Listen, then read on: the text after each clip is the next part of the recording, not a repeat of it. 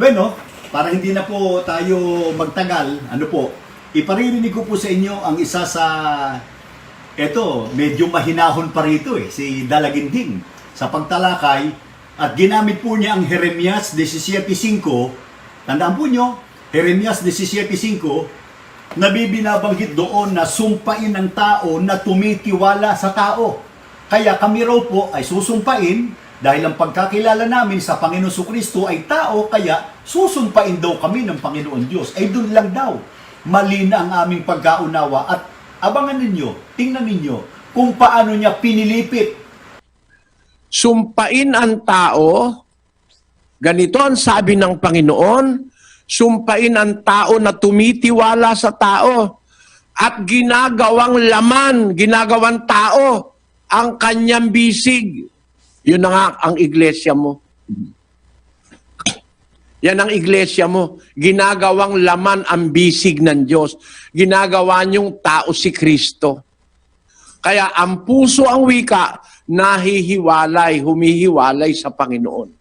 Nalalagay ngayon ang pagtitiwala nyo sa tao kasi ginawa nyo si Kristong tao, asan ang tiwala nyo? Ang kaligtasan nyo na kay Kristong tao. Ang iglesia nyo, pinangalanan nyo, iglesia ni Kristong tao, no? Nawala na kayo. Nahiwalay na kayo sa tunay na diwa ng Biblia. Yan po ang pahayag ni Dalaginting. Ang ginamit niya po ay ang nasa Jeremias 17:5. At dito po, ipinapapansin ko sa inyo, mga kaibigan namin at mga kapatid, at yung mga hindi po kaanib sa Iglesia ni Kristong na sumusubaybay sa akin, yung banggit niya po na sumpain ng tao na tumitiwala sa tao. Sumpain ang tao, ganito ang sabi ng Panginoon, sumpain ang tao na tumitiwala sa tao. Yuli, alam ko, nanonood ka sa akin. Yuli, ikaw ba ay nagtitiwala kay Bad Eli? Sagutin mo. Pag sinabi niyong hindi, nako, lagot kayo kay Bad Eli. Pag sinabi niyo namang nagtitiwala kayo, kung masusundan yung argumento ni Bad Eli, lumilitaw, susumpain kayo ng Panginoon Diyos sapagkat ang pinagtitiwalaan niyo si Bad Eli, tao ang pagkakalalang sa kanya. Yun ang totoo. Kahit sabihin niyang say Diyos. Sabi ko nga sa inyo nakaraan, meron kayong doktrina na hindi maaaring maligtas pagka ang tao na natiling tao dapat ay maging Diyos. Kaya yung puno niyo, nagpakilalang Diyos. Sabi ko nga, pagkaganyan ng Diyos, di Diyos na siya, Dalagindig. Pagkaganyan ng Diyos, ayawan na pagkaganyan ng Diyos ang Dalagindig. Balikan natin. Di ba? Si Yuli, tsaka yung mga miyembro ng datindahan, hindi ba't nagtitiwala kayo kay Bad Eli? Lumilitaw, susumpain kayo ng Panginoon Diyos. Yun ang mahalagang dapat mapansin. At isa pa, ipinapapansin ko sa inyo, sabi niya, ginagawang laman ang kanyang bisig. Ang sinimpunyo, ang kanyang bisig, ginagawang laman o tao, ang bisig ng Diyos. Sumpain ang tao na tumitiwala sa tao at ginagawang laman, ginagawang tao ang kanyang bisig. Yun na nga ang iglesia mo. Yan ang iglesia mo. Ginagawang laman ang bisig ng Diyos. Kaya para kay Dalaginding, yung pronombre o terminong kanya, his arms, tumutukoy sa Panginoon Diyos. Dalaginding, eto tanong, mali ka ba dyan o hindi tama? Mali ka o hindi tama? O baliktarin ko, hindi ka ba tama o mali ka sa pagsasabing yung kanya ay tumutukoy sa Diyos, kanyang bisig? Mali ka dyan. Sabi nga ni Caramil, both, ang ganda ng pronunciation, Caramil, deceive. Pareho lang. Mali ka, saka hindi ka tama. Sapagkat yung kanya, hindi sa Diyos tumutukoy, hindi sa bisig ng Diyos. Yung nasa Jeremias 17:5, yun ay tumutukoy sa bisig o lakas at kapangyarihan ng tao. Kaya nga pag binasa natin sa iba't ibang salin, halimbawa, babasahin ko po dito sa isang salin ng Biblia na tinatawag na New Filipino Version. ganito ang ating mababasa. Itong sinasabi ng Panginoon, sumpain ng taong nagtitiwala sa tao, ang taong umaasa sa laman para sa kanyang kalakasan, at ang puso ay lumalayo sa Panginoon. Hindi tumutukoy yung kanya sa Panginoon, kundi doon sa lakas at laman ng tao. Hindi lang yan. Pag binasa pa po natin, halimbawa dito sa isang salin pa ng Biblia, Magandang Balita Biblia. Diyan din po sa talatang yan sa Jeremias 17:5, sinasabi ni Yahweh, parurusahan ko ang sinumang tumatalikod sa akin at nagtitiwala sa kanyang kapwa. Sa lakas ng mga taong may hangganan ang buhay. Kaya yung kanya, sa tao, sa kapwa tumutukoy, hindi sa Diyos. At maging sa English pagka binasa po natin, kaya may dala ako rito, Holy Bible, New King James Version. Ganito ang ating mababasa dyan po sa Jeremiah chapter 17 and the verse is 5. This is what we can read. Thus says the Lord, cursed is the man who trusts in man and makes flesh his strength, whose heart departs from the Lord. Maliwanag yan, dalaginding. Maliwanag. Hindi lang yan. Kay tatambakan ko si dalangin, katunayang mali siya. Dito naman po sa tinatawag na the Amplified o Amplified Translation, thus says the Lord, curse with great evil is the strong man who trusts in and relies on frail man, making weak human flesh his arm, and whose mind and heart turn aside from the Lord. At pag binasa naman natin dito sa The Living Bible, dalaginding, marami ako sali ng Biblia rito. Katunayan, mali ka mali ka. Ang babasahin ko naman diyan sa Jeremiah 17 and the verse is 5. Ganito sinasabi, The Living Bible. Pakinggan po ninyo mga kapatid. The Lord says, curse is the man who puts his trust in mortal man and turns his heart away from God. Bueno, makikita nyo sa sunod-sunod na yan, yung tumutukoy na ginagawang laman ang kanyang bisig, the pronoun his, kanya, hindi po tumutukoy sa Diyos. Ano po? Yun ay tumutukoy sa tao, sa kanyang lakas kapangyarihan at sa kanyang kakayahan at hindi po sa Diyos. Naalala ko tuloy ito, nagyayabang ito si Dalaginding pagdating sa Hebrew at saka Greek. Di ba? Natatandaan nyo, Josel, pinabasa ka ng puno mo noon, nung nagsasagutan pa tayo mga 2003, 2004, pinabasa ka ng Hebrew, Hebrew alphabet. Ang pagbasa mo ay from left to right, mali.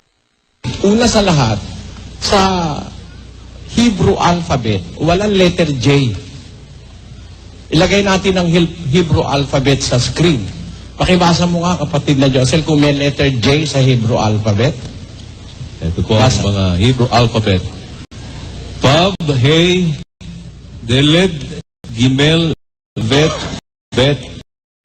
Aleph, Final, Shaf, Kaf, Yod, Tet, Shef, Zain, Ain, Semek, Final, Nun, Final, Mem, Lamed, Resh, Kev, Final, Shadi, Final, Fei, Pei, Taf, Sin, Shin. So, walang letter J. Ano nung po meaning ng shin na yan? Aling Shin? Yung shin, anong meaning nun? Asan doon? Sa alin doon?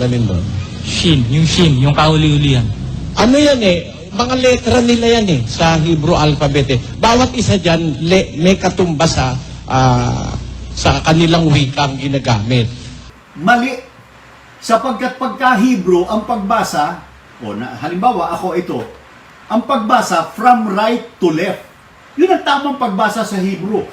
Yang Jeremias sa 17:5, pagka binasa po natin sa Hebrew o sa Hebrew Bible, O, kaya may dala ko rito, medyo mabigat lang. O, dalaginding. Ito ang tinatawag na The Leningrad Codex. Kita po ninyo. The Leningrad Codex. Ito, medyo malaki, makapal ito, ay nasa library ng aming tagapamahalang pangkalahatan. Hiniram ko lang po kanina. Pero para sa kapakinabangan ng marami, at lalo na po ng ang dating daan, babasahin ko po sa Hebrew. Ano po? Hebrew. Palibasa ito Hebrew, napansin po ninyo, ang pagbasa nito, yung Genesis, naroon po sa right side. Ayan o, right side. Kaya yung Apocalypse o yung Revelation, naroon po sa left side. Kaya ang pagbasa ay from right to left. Pag binasa natin yung Jeremiah 17, and the verses 5, dito po sa the Leningrad Codex, ano ang ating mababasa? O, dadalangan ko, dalaginding, ang pagbasa, at lalo yung manggagawa mong tagabasa noon na si Josel, from right to left ang pagbasa ng Hebrew. Hindi from left to right na karaniwang pagbasa natin ng English at saka Tagalog. O, Jeremiah 17:5, ganito ang ating mababasa.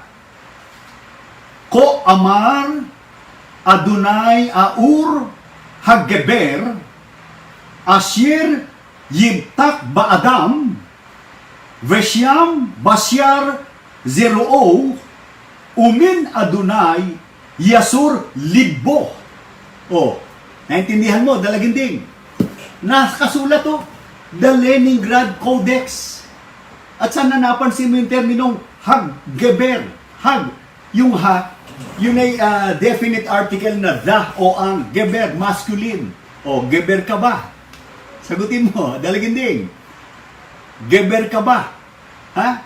Pagkatapos ba, Adam, man, tao, o, masculine ka ba? Nagtatanong lang naman. Dalaginding.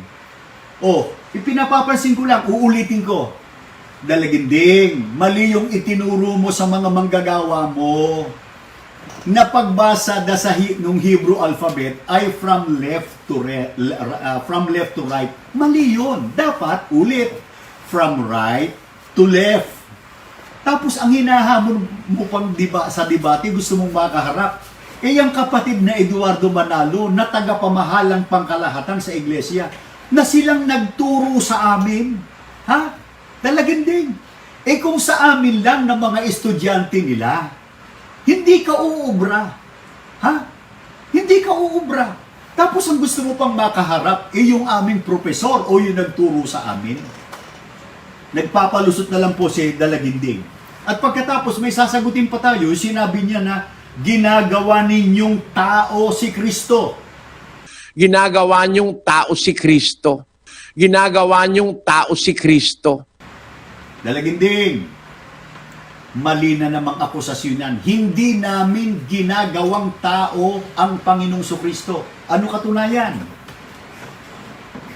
Ang babasahin ko, nakasulat sa Juan 8:40. O, Biblia na ito, Tagalog na, para sa kapakanan mo, Dalaginding, at lalo ni Daniel Rason. Anong patotoo ng ating Panginoong Kristo tungkol po sa kanyang likas na kalagayan? Ginawa ba naming tao siya? Anong pagtuturo mismo ng Panginoong Kristo? Lucas o sa Juan 8:40. Datapat ngayon pinagsisikapan ninyo akong patayin na taong sa inyo'y nagsaysay ng katotohanan na aking narinig sa Diyos. Letra por letra. Itinuro mismo ng Panginoong Kristo ang sabi niya, ako'y taong nagsaysay sa inyo ng katotohanan na narinig ko sa Diyos. Kaya pag sinabi ninyong Diyos o tunay na Diyos ang Panginoong Kristo, ano lang ang kahulugan nun? Ginagawa nung sinungaling ang ating Panginoong Kristo. Sapagat ang itinuro ng ating Panginoong Kristo, ang sabi niya, ako'y tao na nagsasaysay sa inyo ng katotohanan, narinig ko sa Diyos.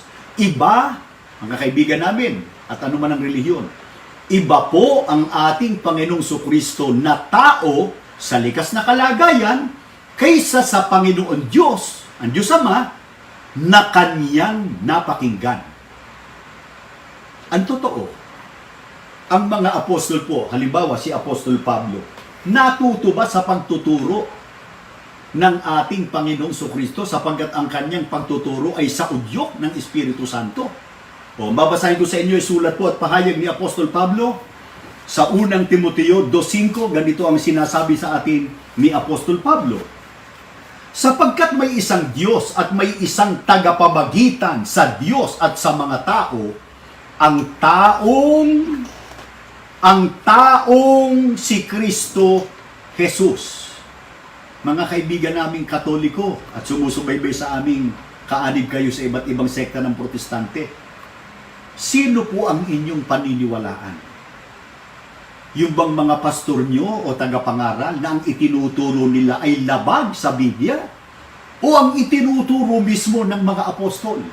Ayon po sa isa sa mga apostol ng ating Panginoon Kristo, may isang Diyos. May isang tagapamagitan sa Diyos at sa mga tao. Sino yung kaisa-isang tagapamagitan natin sa Panginoon Diyos? Nakasulat po, letra por letra, ang taong si Kristo Jesus. Kaya hindi namin ginawang tao ang Panginoon Kristo. Hindi po. Yun ang pagtuturo ng Panginoon Kristo mismo at ng kanyang mga apostol. Teka muna, baka mapagkamalan kami na hinahamak namin ang Panginoon Kristo. Yan ang paninira ni Dalaginding, Dalaginding. Hindi po namin hinahamak. Sapagkat ang una naming tanong ganito, hinamak ba ng Panginoon Kristo ang kanyang sarili? Nang ipakilala niya na siya'y tao sa likas na kalagayan? Hinamak ba ni Apostol Pablo ang ating Panginoon Kristo nang ituro niya na ang Panginoon Kristo ay taong tagapamagitan? Hindi ho panghahamak yun. Yun ang katotohanan na nakasulat sa Biblia. At pag binasa pa po natin sa Gawa 2.36, babanggitin ko na lang po, ang Panginoon Kristo ay Panginoon. Kaya kinikilala namin siyang Panginoon. Tao, pero hindi karaniwang tao lang. Hindi tao lang, katulad ng akusasyon sa amin ni Dalaginding. Hindi basta tao lang, siya po ay taong Panginoon. Siya po ay ginawang ulo o pangulo sa iglesia sa Colosas 1.18 at Efeso 5.23. Mamaya babasahin ko po yung Efeso 5.23. Ang lahat po ng tao ay nagkasala, pero ang ating Panginoon Kristo po ay hindi nagkasala. Kaya hindi po karaniwang tao lang ang pagkakilala namin sa ating Panginoon Kristo. Siya po ay tao, kung pag-uusapan ay likas na kalagayan, pero tao na pinuno ng maraming karangalan, kadakilaan at kapangyarihang ipinagkaloob sa Kanya ng Panginoon Diyos na hindi po tinaglay natin na karaniwang tao. Isa pa na dapat nating sagutin, Ang iglesia nyo, pinangalanan nyo, iglesia ni Kristong tao. Iglesia ni Kristong tao, no? Nawala na kayo. Nahiwalay na kayo sa tunay na diwa ng Biblia. ito raw Iglesia ni Kristo, ang pangalan, Iglesia ni Kristong tao. Dalaginding. Nakakatawa ka. Hindi ko alam kung nananadya ka na malabo na ba ang salamin mo. Halatang-halatang nandadaya po kayo, Dalaginding. Tingnan nyo, nakasulat sa harap ng aming mga maluluwalhati at naglalakihang gusaling sambahan. Nakalagay. Ang nakalagay ba? Iglesia ni Kristong tao. Yung ba nakalagay? Hindi. Letra por letra ay challenge you. Magpaputol ka man ng leeg, gaya ng lagi mo sinasabi, at ipaputol mo na ang dapat maputol sa'yo. Wala kang mababasang Iglesia ni Kristong tao. Walang ganun. Ang nakalagay, Iglesia ni Kristo. Letra por letra yon. Yun ang nakasulat sa mga sambahan namin. Iglesia ni Kristo. Hindi ka tumama sa pangalan ng aming relihiyon. Madalas tinatawag mo kami, Iglesia ni Kristo ni Manalo. O saan sa talata ng Biblia yun? Kung tawagin mo pa kami, madalas, Iglesia ni Manalo. O, di ba? Pero, Dalaginding, nakikinig ka, saka yung mga miyembro na ang dating daan, hindi ko kayo tatawaging Iglesia ni Dalaginding. Hindi. Kasi Dalaginding yung namumuno sa inyo Hindi ko kayo tatawaging Iglesia ni Dalaginding kay Rason. Hindi. O kaya Iglesia ng Magtiyuhin. Maliwanag, Pandaraya, Iglesia ni Cristo ang nakasulat po sa aming gusaling sambahan. At kahit doon sa rehistro nitong Iglesia ni Cristo at sa mga properties ng Iglesia, alala ko na naman yan, sa mga ari-arian ng Iglesia, nakasulat, Iglesia ni Cristo. Yung mga properties mo, dalaginding, kailan mo ililipat sa iyong iglesia o samahan? Ba't nakapangalan sa iyo?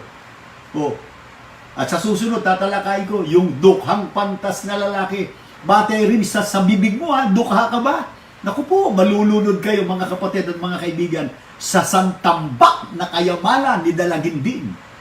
Sa sapatos lang Bukod pa yung high heels Mas marami pa sa sapatos ng dating unang ginang Imelda Marcos.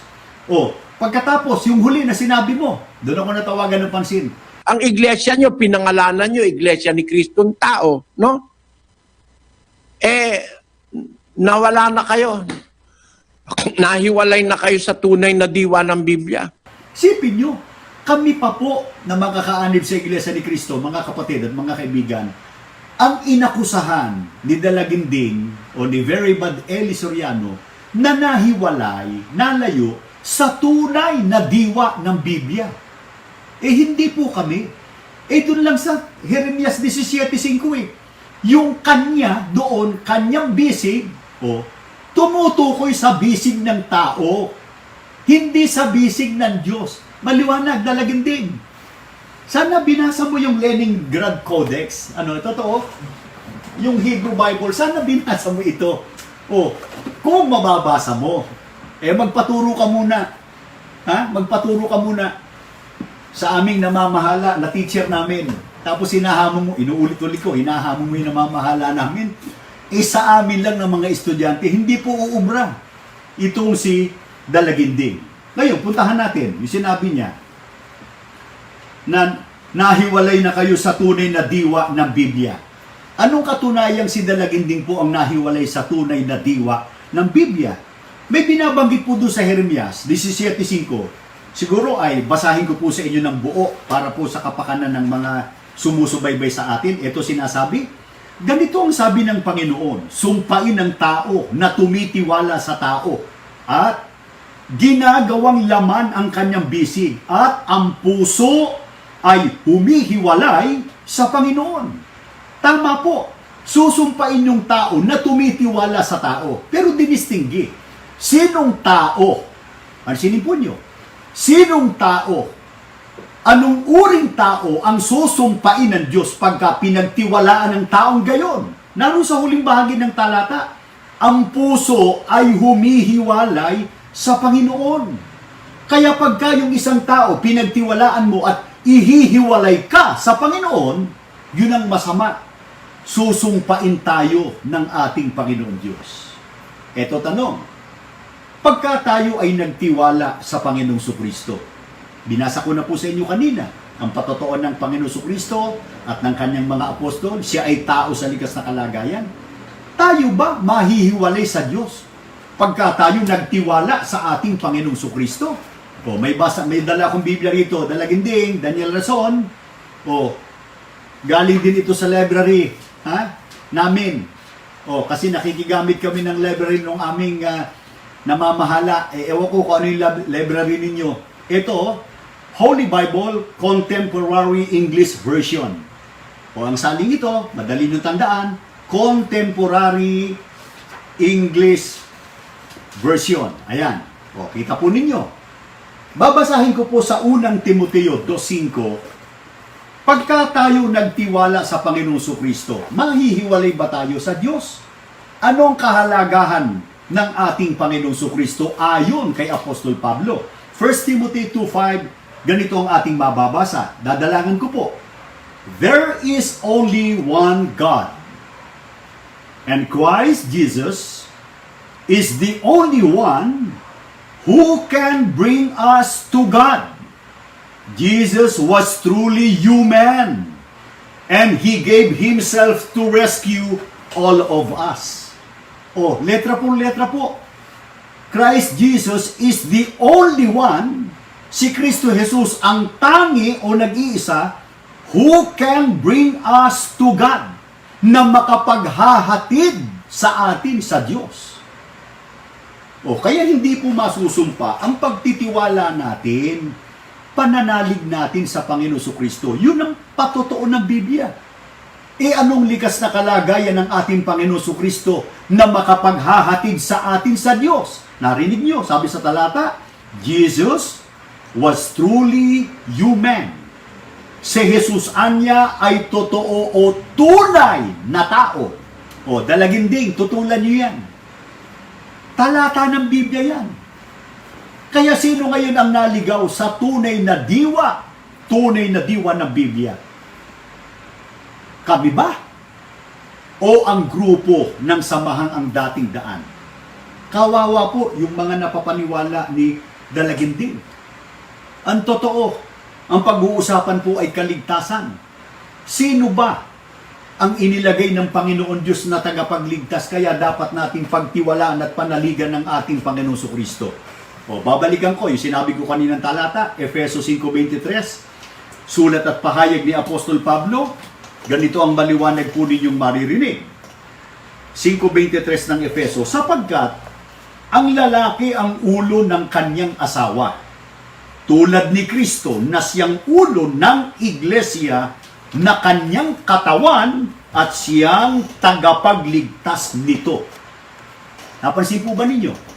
Ang ulo o pangulo ay ang ating Panginoon Kristo. Bilang pangulo, anong pananagutan ng ating Panginoon Kristo? Ayon sa talata, siya po ang tagapagligtas, Savior. Pero alin ang kanyang ililigtas sapagkat siya ang tagapagligtas? Ang ililigtas po ng ating Panginoon Kristo ay ang kanyang katawan na yun ang kanyang iglesia. Kaya si Kristo bilang ulo at ang iglesia bilang kanyang katawan, nang tinawag po ng mga apostol ang iglesia ngayon, basahin ko na rin po sa inyo, alang-alang nyo sa mga sumusubaybay sa amin na hindi pa po kayo kaanib sa iglesia ni Kristo. Biblia po ang aming tinatalakay. Tanong namin, hindi kami nagbibigay ng sariling paliwanag. At hindi namin pinipilipit yung talata. Tanong, Biblia po ang ating pinasasagot. At hindi kami nagbibigay ng sariling paliwanag. Roma 16:16. Paano tinawag at binati ng mga apostol yung iglesia na si Kristo ang ulo, ating Panginoon, at yung iglesia katawan niya? 16 ng Roma. Magbatian kayo ng banal na halik. Lahat ng iglesia ni Kristo ay bumabati sa inyo. Word for word po, nakasulat. Nakalagay po, word for word, iglesia, sana nakikita po nyo, iglesia ni Kristo. Hindi po dyan nakasulat ang Members Church of God International Incorporated. Saan sa Biblia yun? Hindi rin po nakasulat yan yung isa sa mga ipinarehistro ni Dalaginding na iglesia ni Yahweh at ni Hamasaya Incorporated. Saan yun? Hindi po mababasa sa Biblia. Ang nakasulat po sa Biblia ay iglesia ni Kristo. Teka, babalikan ko lang. Hindi mo sinasagot. Hindi po nyo sinasagot. Buong galang ko itong itatanong po sa inyo. Dalaginding, Bad Eli. At sana, sagutin po ninyo. Doon sa Members Church of God International Incorporated na inyong ipinarehistro, nabautismuhan po ba kayo dyan? Sagutin po ninyo. Magtapat kayo. Yung tatay at nanay nyo, nabautismuhan po ba dyan? At ikaw, Josel Malyari, na isa sa mga tapat na manggagawa ni Dalaginding, hindi ba't hindi ka rin nabautismuhan dyan sa Members Church of God International Incorporated? Sapagkat ikaw, Josel, at ang tatay at nanay mo, hindi ba't kayo ay galing doon sa suhay na ipinarehistro ni Ginoong Nicolas Perez? Na si Ginoong Nicolas Perez ay dating ministro sa iglesia na itiniwalag noon ng kapatid na Felix Manalo bunga ng pandaraya. At nung naitiwalag, ay itinatag yung samahang Iglesia ng Diyos kay Kristo Jesus, haligi at suhay ng katotohanan. Hindi ba't yan kayo magkakasama ni Berry Bad Eli? at saka yung mga magulang niya, at ikaw, Josel, kasama yung mga magulang niyo. Kaya niya sa samahan ninyo, hindi kayo nabautismuhan. Eh, kumusta rin sa ipinarehistro noong 1995? Eh, hindi rin kayo nabautismuhan doon. Doon sa iglesia ni Yahawaha at ni Yahawasaa Hamasaya Incorporated. Hindi rin kayo nabautismuhan doon. O di hindi kayo kaanib. Naaawa po kami sa samahan ng dating daan. Ginagawa po namin itong expose. Ang totoo, ito, sasamantalahin ko ang pagkakataong ito. Total, dinaanan na po natin ito. Si Mr. Eliseo Soriano po, napuno ng samahang Members Church of God International, kung tawagin ngayon. Ewan ko kung magpapalit na naman ng pangalan, kasi may nakareserba pang 3 eh. Mabuti pa yung kotse. Isa lang gulong ang reserba. Pero ito, 3 yung reserba niya. Ang pangalang iparirehistro na naman. Ito. Nang mamatay po si Ginoong Nicolas Antiporda Perez, diyan sa samahang Suhay, Iglesia ng Diyos kay Kristo Jesus sa Liga at Suhay ng Katotohanan, na diyan po kaanib noon itong si Mr. Eliseo Soriano. Nang mamatay yun, inakala po ni Dalaginding, itong si Mr. Eli, siyang hahalili bilang punong tagapangasiwa. Kapag 3 raw yung pinipili nun, si Binibining Levita Gugulan, pagkatapos ay si Maximiano Nieto, at pagkatapos nga ay si Dalaginding. Eh kaso, batay sa laws, sa batas, ang napagtibay nila sa eleksyon, yung General Secretary, yun nga si Binibining Levita Gugulan. Ang pangangatwiran po ni Dalaginding, ito sinasabi niya, siya raw tutol na ang isang samahang pangrelihiyon ay pamunuan ng isang babae. Kaya siya raw ay humiwalay diyan sa Suhay. Ito naman ang aking unang itinatanong kay Bad Eli. Kung tutol ka na ang isang samahang pangrelihiyon ay pamunuan ng isang babae, eh hindi ba lalong mali na ang isang relihiyon pamunuan ng Dalaginding? Sagutin po ninyo yan. O mga kapatid, natatawa kayo. Eh hindi ba yung isang relihiyon daw sapagkat wala naman talagang mababasa sa talata ng Biblia na yung tunay na relihiyon o tunay na iglesia, dapat ang tagapamahalang pangkalahatan, babae. Eh yun ang tinututulan ni Dalaginding Siya raw ay umalis. Ang totoo, hindi po siya umalis Siya po ay itiniwalag ni Binibining Levita Gugulan. Tiniwalag. Isinerkular siya. May nakalagda pa. Alam niyo yung kaso ni Dalaginding kaya sa itiniwalag ni Binibining Levita Gugulan? Ang kaso niya, panunulsol. Talagang yung bibig niya walang tigil noong pa man. Natatawa yung misis kong maganda. Ugali ni Dalaginding noong pa man manulsol. Panunulsol. Wala talagang tigil ang bibig nito Rebellion. Sapagkat nagkakalat ng pagkakabahabahagi sa kanilang grupo. Kaya anong ginawa ni Binibining Levita Gugulan sapagkat siya na noon ang namamahala dun sa Suhay? Itiniwalag si Dalaginding. Doon nga sumama yung mga magulang ni Mr.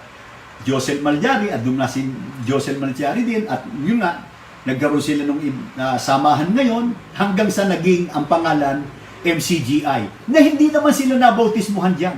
Ito, pinapapansin ko sa inyo. Yung sitwasyon po ni Dalaginding, mga kapatid, ito para sa atin, na sumusubaybay sa akin sa programang ito. Medyo marami na palang sumusubaybay. Yung sitwasyon po ni Dalaginding, o nitong ni Very Bad Eli, katulad din ng sitwasyon o kalagayan ngayon ng mga dating ministro na itiniwalag ng kapatid na Eduardo Manalo. Bakit? Kaya itiniwalag, nagpupunla ng mga pagkakabahabahagi sa iglesia sa pamamagitan ng pagsasabi ng kasinungalingan, nanunulsol. Kaya tiniwalag. Di pareho ni Dalaginding. Di ba pareho? Nanonood ka sa akin, Boy Adon, Rolando, ang kinikilala mo palang tagapamahalang pangkalahatan mo ay si Rose May, kaya hindi ka sumunod sa kapatid na Eduardo Manalo. Babalik ka sa Pilipinas para sa bagong destino mo. Hindi ka na umuwi, diyan ka na lang. O, Rolando, nanonood ka. Sana magbagong buhay ka. O, ano pang parallelism nung maitiwalag? Si Dalaginding, nung maitiwalag ni Binibining Libita Gugulan doon sa kanyang samahang suhay, dati, ano po, nagturo ng aral at may sariling grupo ngayon na hindi sa nabautismuhan doon sa kanyang samahan ngayon na MCGI or Members Church of God International. Ito namang grupo, hindi isang grupo ito eh. Nung una, isang grupo lang itong mga dating ministro. Oh, yan sila Angel, sila Marco, Isaiah Samson, yes. Si Lowell na hindi naman ministro. Ulit, Lowell, hindi ka ministro. Papakilala ka ministro. Si Lowell, si Boyd Minorca, hindi ka ministro. Hindi ka nga na ordinahan eh. Ano po, hindi sa ministro. Ulit, Lowell, hindi ka ministro. Kaya diyan ka nagtuturo. Turo ka pa ng turo, teksto ka ng teksto, nahuhulugan ka tuloy ng Biblia. Kaya ang tawag sa'yo, boy hulog. So si Lowell, nakakatawa na lang. Ano po?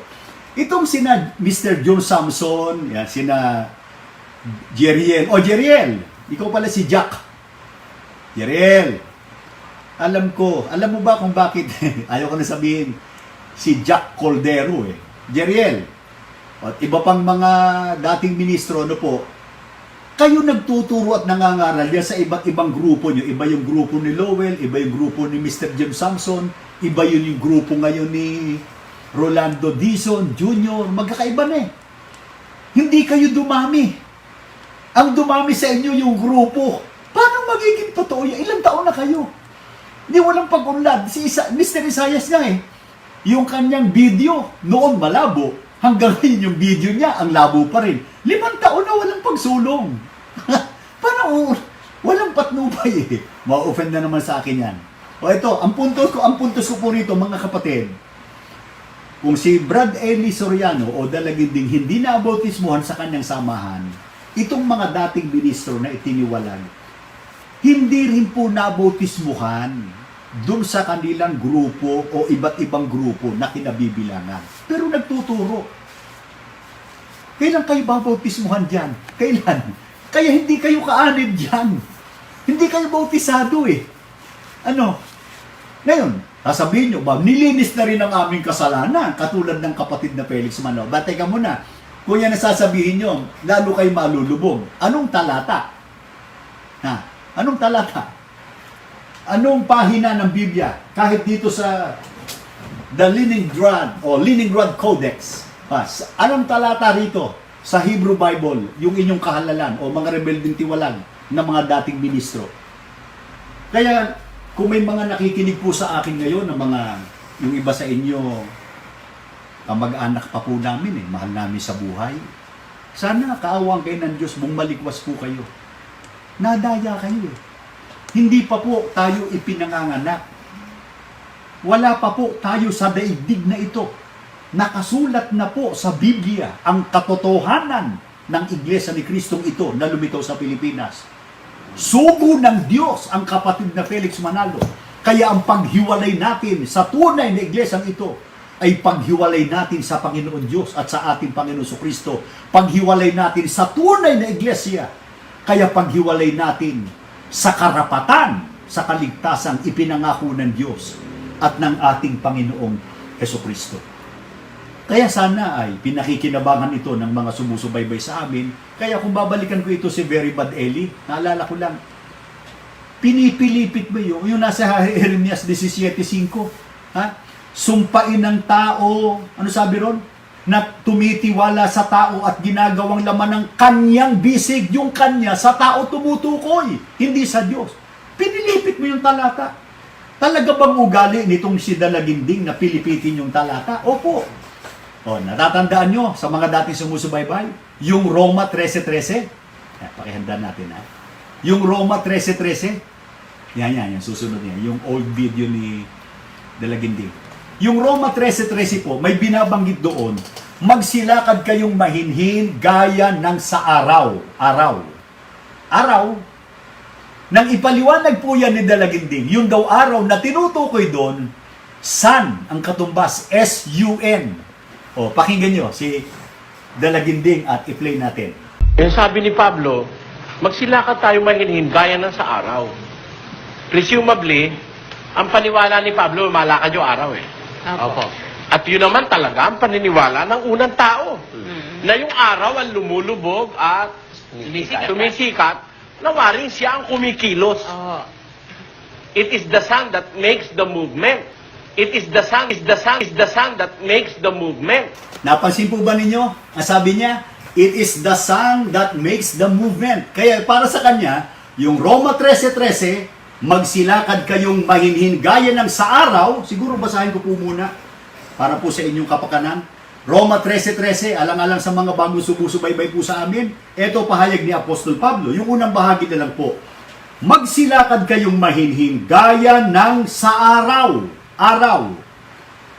Ano yung araw na tinutukoy dito? Yung po ba ay sun? S-U-N? Yung sun? Hindi po eh. Sapagkat pag binasa natin dito po sa Bibliang Ingles, sa New King James Version, ang tinutukoy po na araw doon, katunayang maling-mali si Bad Eli, yun po ay day. D-A-Y. O, babasahin ko sa inyo ang Romans 13:13 ng New King James Version. Let us walk properly as in the day. Day. Dalaginding. Hindi sun yung araw na tinutukoy do sa Roma 13:13. Yun ay day. Day. Araw. Day. Hindi sun. Magkaiba yung S-U-N, sun, kaysa rin sa day, D-A-Y. Kaya, pinipilipit, ugali mo talaga. Pinilipit mo na nga pinipilipit mo na nga gabi-gabi si Yuli. Pati ba naman talata ng Biblia, pipilipitin po ninyo dalaginding? Kaya nga po, babasahin ko sa inyo, ano lang po ang natupad dito kay dalaginding? Ang babasahin ko sa inyo ay pahayag po at sulat ni Apostol Pedro, sa 3:16, sa lahat ng sulat niya tungkol sa paksang ito, ganito ang lagi niyang paalaala. May ilang bahagi sa kanyang mga liham na mahirap unawain at binibigyan ng maling kahulugan. Pansinin po nyo. Binibigyan ng maling kahulugan ng mga mangmang at mahihina. Ganyan din ang kanilang ginagawa sa ibang mga kasulatan. Ano pat ipinahahamak nila ang kanilang sarili.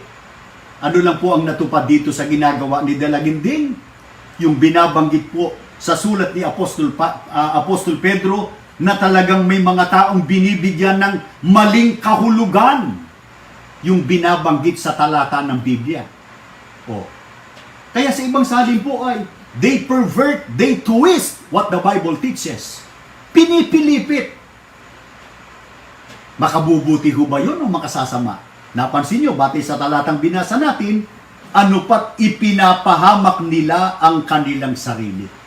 Kaya kung si Dalaginding, ipinapahamak niya ang kanyang sarili, lalo sa araw ng pag-uhukom, ba't niya kayo sasama? Kung yung punong mga ngaral, hindi maliligtas, paano siya maghahatid at mag-aakay sa tao sa kaligtasan? Kaya sana po itong ginagawa kong pagtalakay dito ay makatulong para magliwanag po sa miyembro ng samahang ang dating daan at sa mga sumusubaybay din naman sa amin na hindi kayo kaanib sa ang dating daan, kayo Katoliko o kaanib kayo sa iba't ibang sekta ng Protestante, nakatulong sa inyo. Ang ginawa niyong pagsubaybay sa pagkakataong ito para makilala ninyo ang tunay na Kristo na ipinakikilala ng Biblia, ang tunay na Diyos sa Juan 17:1 at 3. Bilang pagwawakas, siguro pinakamabuti ay basahin ko na po sa inyo. Ganito ang sinasabi sa atin. Ang mga bagay na ito ay sinalita ni Jesus. At sa pagtingala ng kanyang mga mata sa langit ay sinabi niya, Ama, nakatingala ang Panginoon Kristo, may kausap ang Ama, Ama, dumating na ang oras. Luwalhatiin mo ang iyong anak upang ikaw ay luwalhatiin ng anak. 3. At ito ang buhay na walang hanggan, na ikaw ay makilala nila na iisang Diyos na tunay at siyang iyong sinugo sa makatwid bagay si Jesucristo. Ilan ang tunay na Diyos na dapat po nating kilalanin? Isa lang. Ang Ama. Paano natin dapat kilalanin ang ating Panginoon Kristo? Sabi ng Panginoon Kristo, siyang iyong sinugo. Kaya ang Panginoon Kristo, sinugo. Gaano kahalaga pagkakinilala natin ang Ama bilang kaisa-isang tunay na Diyos at ang Panginoon Kristo bilang isinugo ng Panginoon Diyos. Ang sabi ng Panginoon Kristo, Ama, ito ang buhay na walang hanggan. Kaya kami po, dito sa Iglesia ni Cristo, naninindigan kami, iisa lang ang tunay na Diyos. Yan po ang isa sa uniqueness o ikinatatangi ng iglesyang ito. Ang Ama ang kinikilala naming tunay na Diyos sapagkat yon ang patotoo ng Biblia, itinuro ng Panginoon Kristo na nakasulat po sa Biblia. Mag-subscribe po kayo sa aming YouTube channel, The True Defenders of the Faith. Ulitin ko po, The True Defenders of the Faith. Mag-subscribe po kayo at i-click lang po ninyo yung thumbs up sign po doon. At dito sa ating Facebook fan page ay mag-like lang po kayo para manatili po kayong nakasusubaybay pagka meron tayong ganitong programa. Maraming salamat po at ingat po tayong lahat. Kumusta po kayo? Salamat po ng marami.